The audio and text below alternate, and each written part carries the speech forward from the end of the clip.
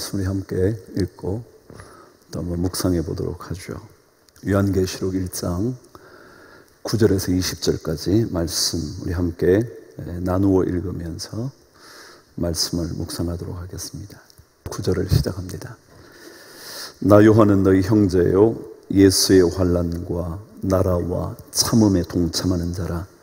하나님의 말씀과 예수를 증언하였으므로 말미암아 밤모라 하는 섬에 있었더니 내가 감동되어 내 뒤에서 나는 나팔 소리 같은 큰 음성을 들으니 이르되 내가 보는 것을 두루마리에 써서 에베소, 서보나, 버가모, 두아디라, 사데, 빌라델비아, 라우디게아 등 7 교회에 보내라 하시기로 몸을 돌이켜 나에게 말한 음성을 알아보려고 돌이킬 때에 7 금촛대를 보았는데 촛대 사이에 인자 같은 이가 발에 끌리는 옷을 입고 가슴에 금띠를 띠고 그의 머리와 털의 희기가 흰 양털 같고 눈 같으며 그의 눈은 불꽃 같고 그의 발은 풀무불에 단련한 빛난 주석 같고 그의 음성은 많은 물소리와 같으며 그의 오른손에 7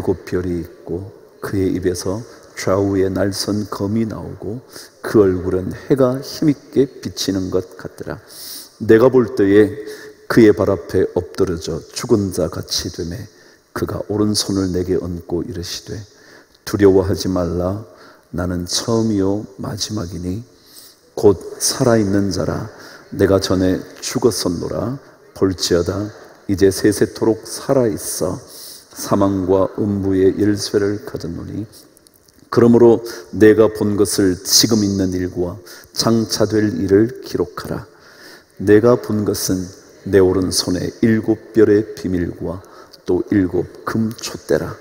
7 별은 7 교회의 사자요 7 촛대는 7 교회니라. 아멘. 제가 요한계시록 말씀을 시작하면서 요한계시록에 핵심이 있었다 그랬죠. 그것이 바로 예배와 교회라는 것이었다고 말씀을 드렸습니다. 왜 예배라는 것이 요한계시록의 중요한 핵심이냐 하면 사도 요한이 이 계시를 받을 때 로마 제국의 상황이 예수 그리스도에게 경배하지 못하도록 로마 제국이 막아섰기 때문이었죠. 제가 말씀드린 것처럼 도미티아누스라는 황제는 로마 제국의 어떤 황제보다 자기 자신을 신이라 강조했던 인물이었다고 역사는 밝혀주고 있습니다. 그래서 도미티아누스를 가리켜 이름하여 이렇게 말했다 그럽니다. 우리의 주이시며 신이신 도미티아누스라고 말했다는 겁니다. 도미누스 et 데우스 노스테르라는 라틴어로 우리의 구주이시며 우리의 하나님이신 도미티아누스라고 부르게 했다는 겁니다. 그래서 그 당시에 많은 로마의 신전이 세워지기 시작했는데 그 신전 안에 수많은 사제들의 역할은 바로 도미티아누스가 우리의 구세주이며 우리의 하나님이라고 계속 반복해서 알려주었던 인물들이 그 신전의 사제들이었다는 겁니다.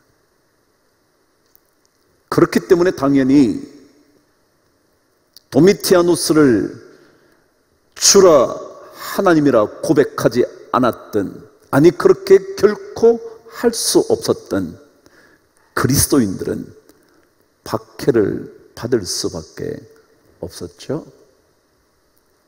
그들에게 예수 그리스도 그분을 예배하지 못하도록 끊임없이 로마 제국은 막아서기 시작했다는 겁니다. 그리고 그 예수 그리스도가 교회에서 끊임없이 선포되어지고 있었기 때문에 교회까지 그들은 막아서 예수 그리스도 그의 이름이 증거되지 못하도록 한 것이었죠. 왜 예수 그리스도를 그들은 막아섰던 걸까요? 지난 시간 기억하시나요? 예수 그리스도는 어떤 분이시냐면 처음과 마지막이신 분이다.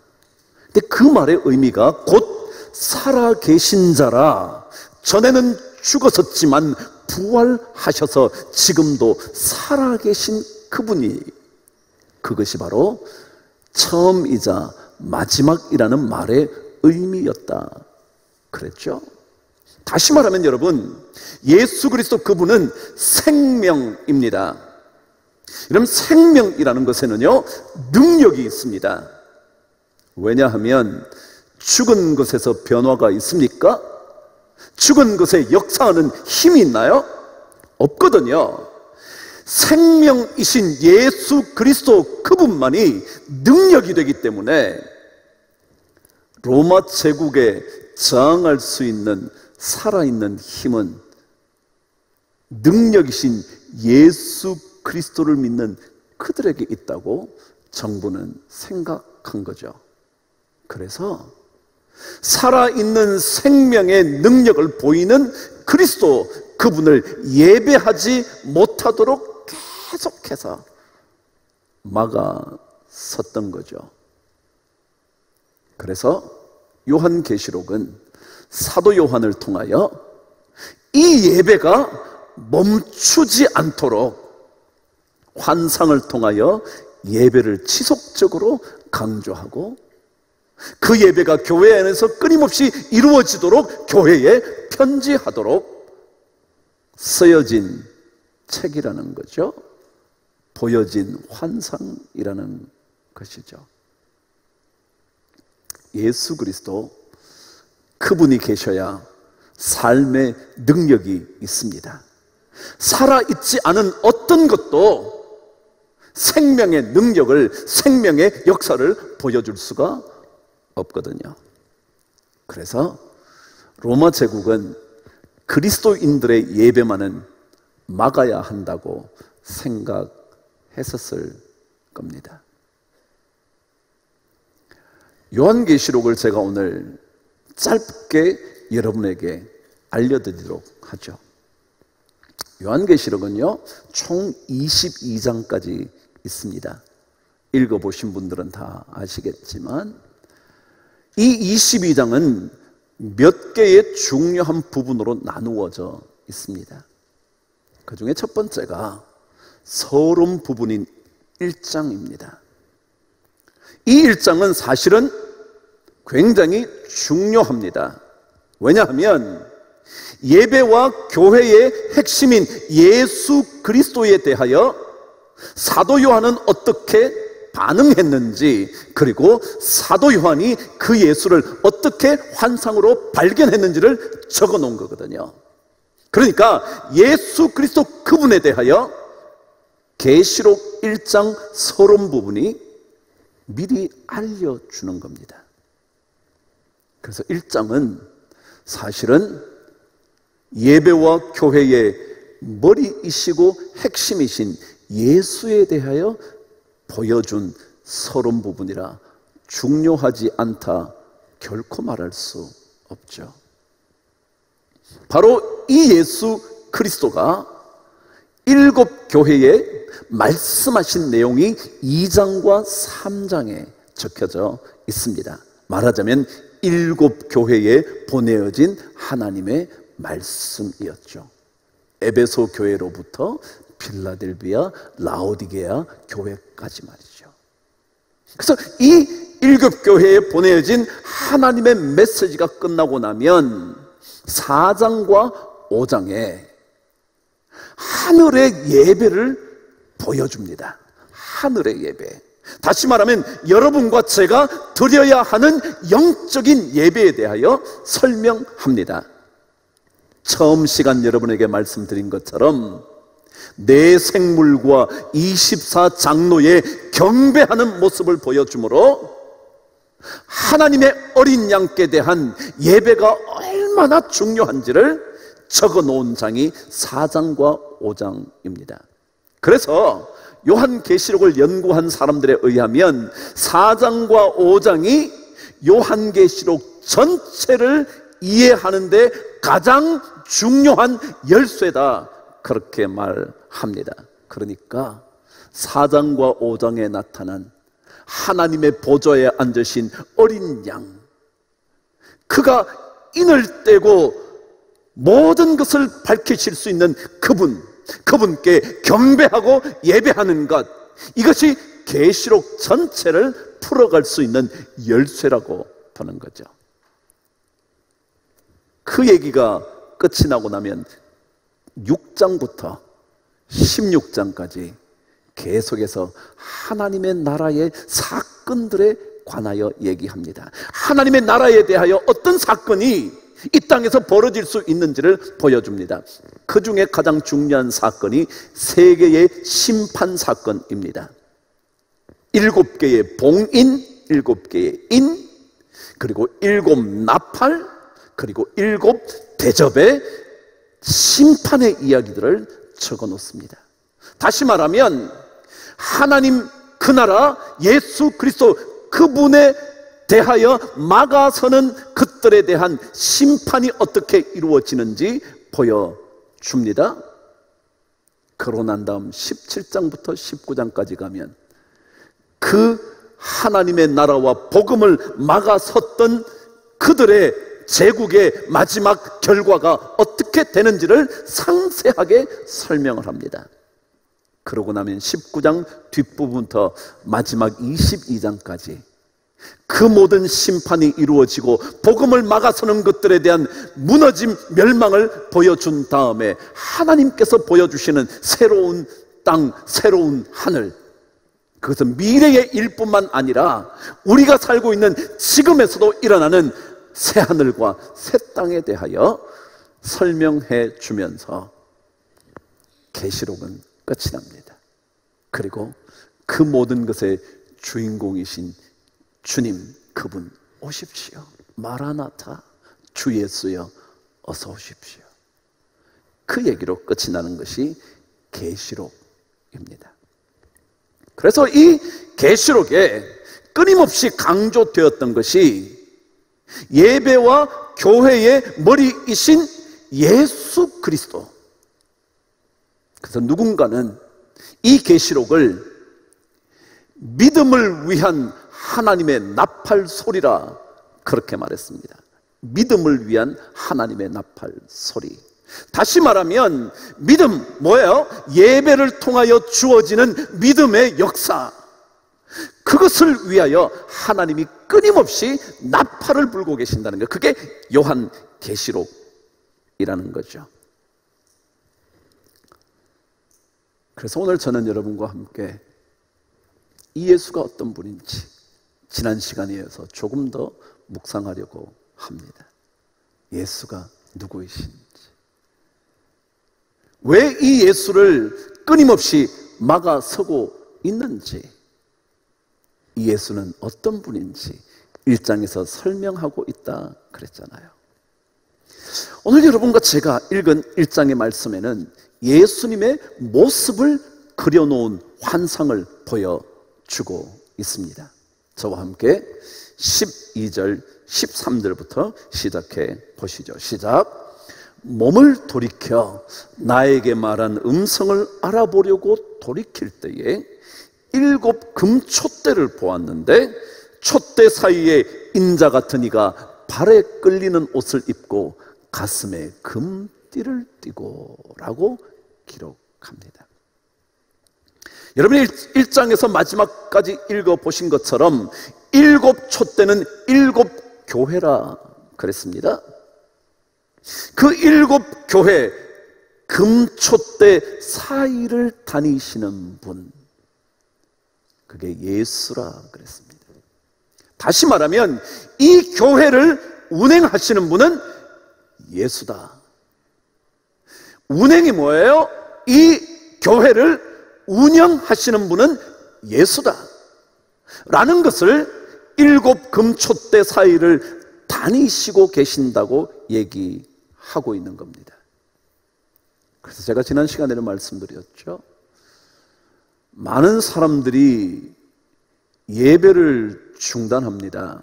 이유는 감정 때문에 그렇다는 겁니다. 상황 때문에 그렇다는 겁니다. 감정이 불편하면 교회를 거들떠보지도 않습니다. 예배를 생각지도 않습니다. 그 사람과 관계가 불편해지면 예배를 그만둡니다. 왜냐하면 이 교회에 운행하고 계시는 분이 예수이고 그분에게 집중해야 된다는 것을 다 놓쳐버렸기 때문에 그런 겁니다. 감정과는 관계없거든요. 자신의 이익과도 관계가 없거든요. 이곳을 운행하시는 분은 예수 그리스도 그분이거든요. 그분에게 집중하는 게 예배인데 우리는 다른 것에 집중하느라 예배의 핵심인 예수를 다 놓치는 거예요.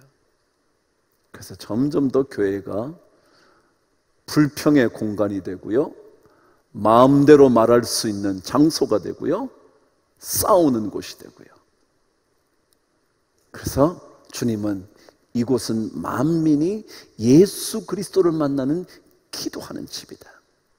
기도하면서 하나님을 보고, 기도하면서 하나님을 경험하고, 기도하면서 예수를 만나는 그런 곳이 이곳이지, 여러분과 저의 감정을 토해놓을 수 있는 곳이 아니라는 거죠. 그래서 오늘 성경은 7 금초대 사이에 다니시는 분이 예수 그리스도인데 그분이 어떤 분인가? 첫 번째 이렇게 기록했습니다. 제가 읽습니다. 인자 같은 이가 발에 끌리는 옷을 입고 가슴에 금띠를 띠고 그랬습니다.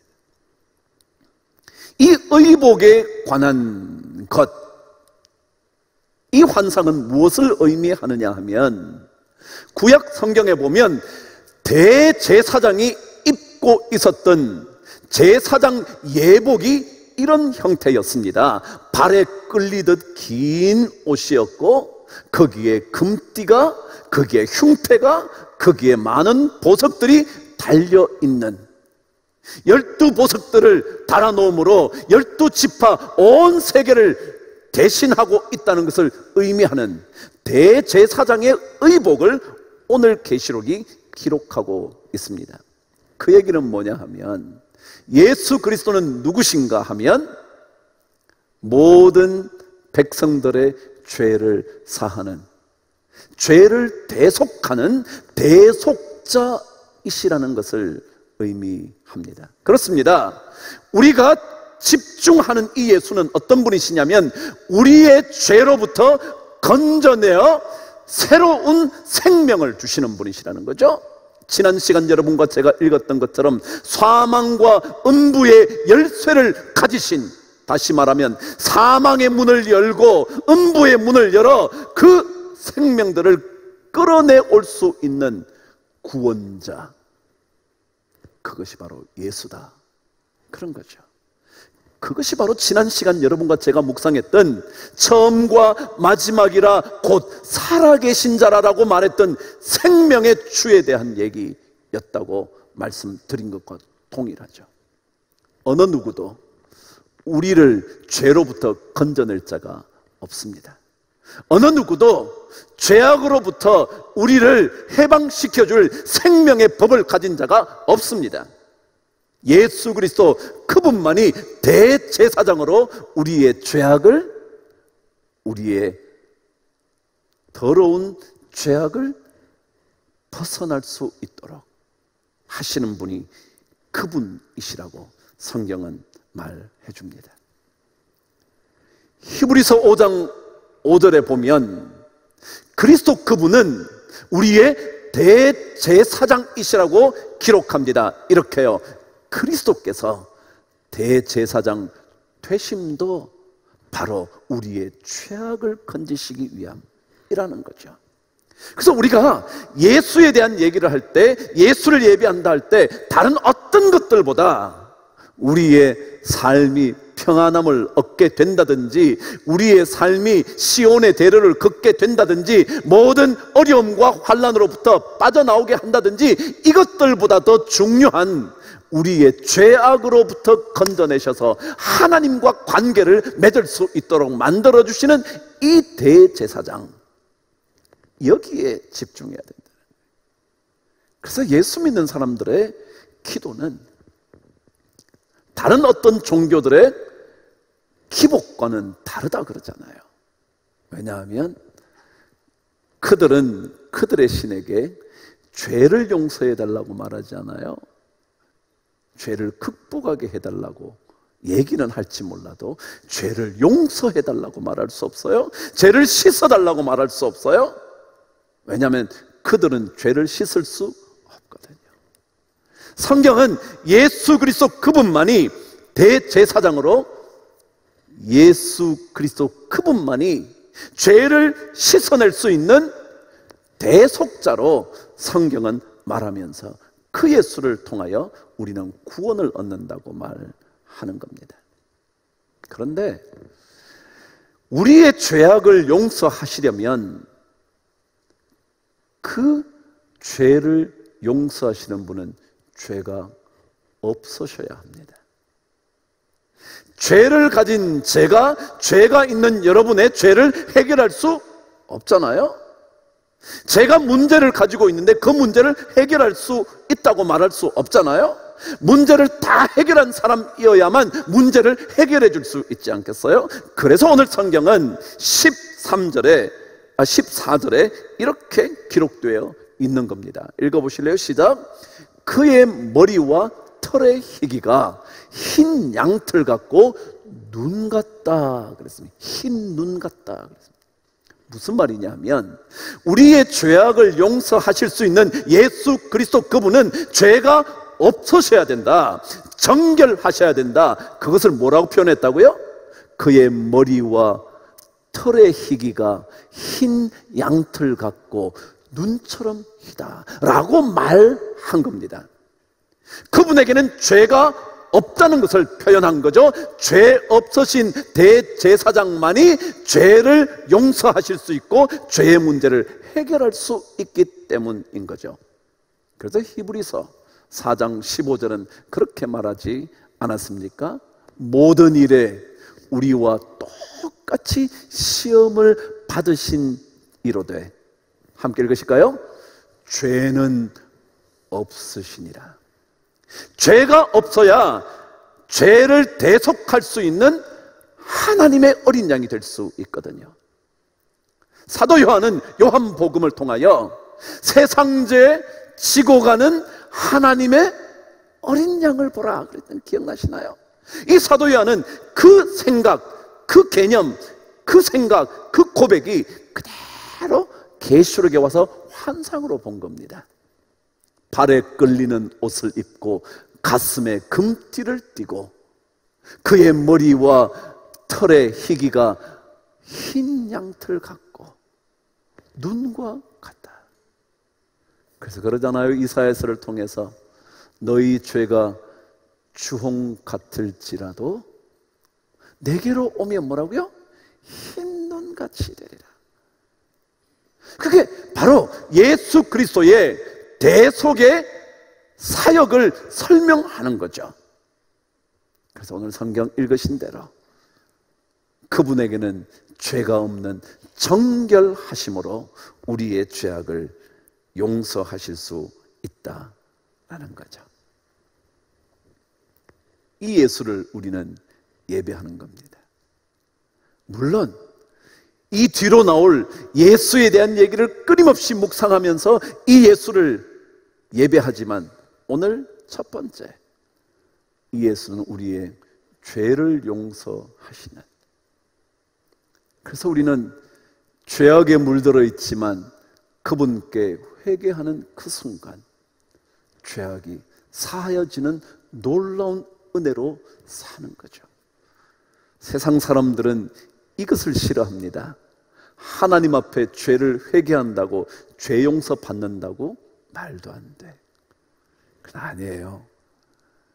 세상 죄를 지신 그분 외에는 어느 누구도 죄의 문제를 해결하여 구원자가 될 수 없어요. 제가 말씀드렸죠? 지난 시간에 생명의 주라는 것이 무슨 의미냐고요? 죽어버린 것에 무슨 해결책이 있냐고요? 나머지 모든 사람들, 모든 신들로 숭배받았던 그 사람들 다 죽고 말았는데 거기에 무슨 역사가 있냐고요? 살지 않고는, 생명이 없이는 해결할 수가 없는데요.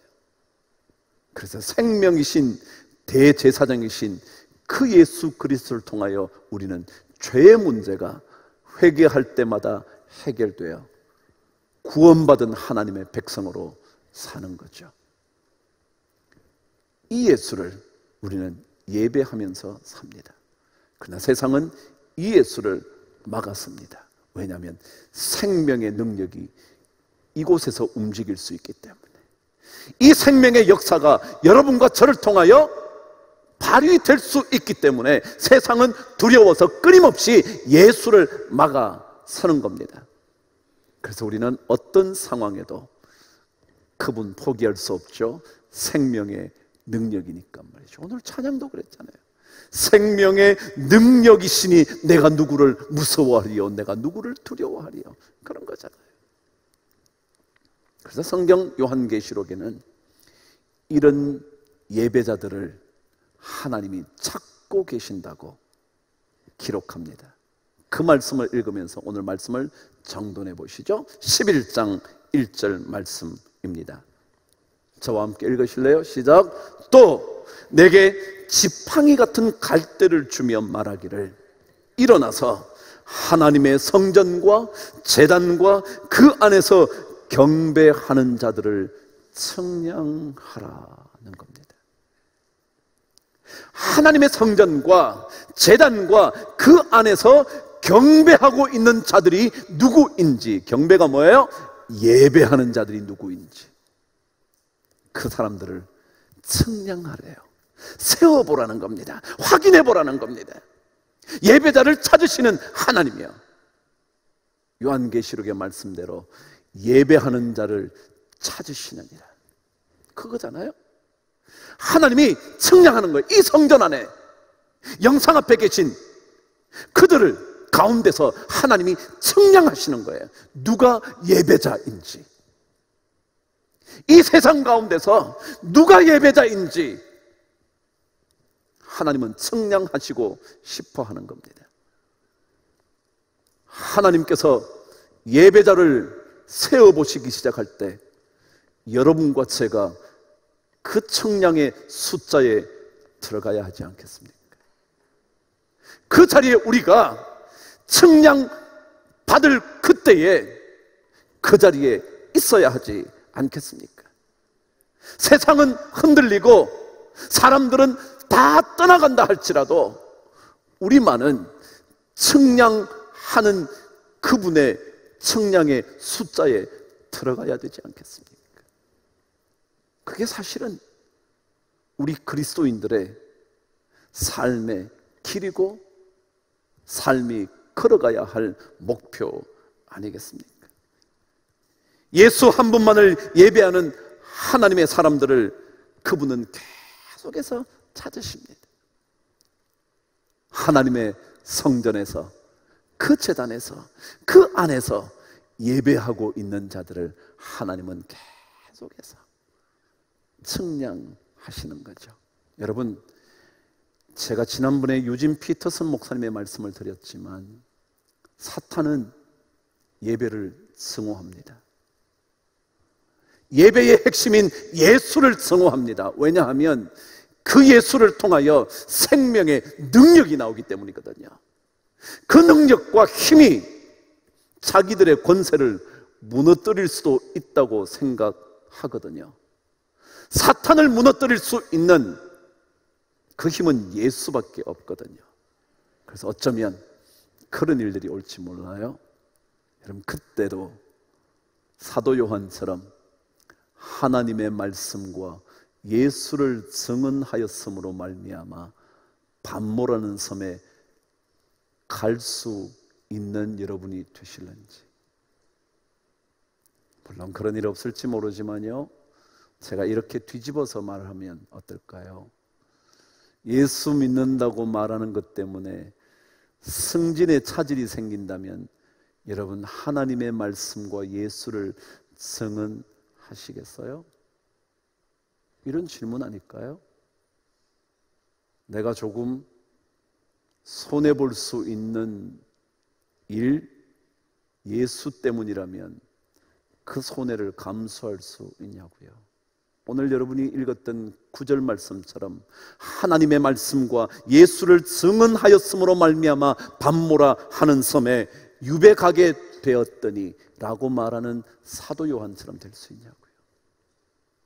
쉽지 않은 질문일 것이고 쉽게 대답할 수 없는 질문일 거예요. 그러나 우리는 그 어떤 상황에도 예수 그분을 예배합니다.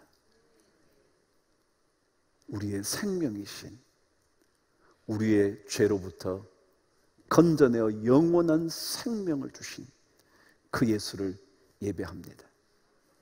그 예배자를 측량하실 때 여러분과 제가 있지 않겠습니까? 그 자리에 있어야 하지 않겠습니까? 그런 영적인 각오로 여러분과 제가 살아가는 한 주간 되기를 주의 이름으로 축복합니다. 기도하겠습니다. 하나님 아버지, 예수 그리스도 하나님의 어린 양, 우리의 죄를 대속하시기 위하여 십자가를 지셨다가 사흘 만에 부활하신 능력의 주님, 우리 모두 믿습니다. 하나님, 우리를 붙잡으셔서 그 능력에서 멀어지지 않도록 우리의 눈을 예수에게 고정할 수 있도록 주님께 예배하는 이 마음 변치 않도록 다스려 주옵소서. 예수 그리스도 이름으로 감사드리며 기도드리옵나이다. 아멘.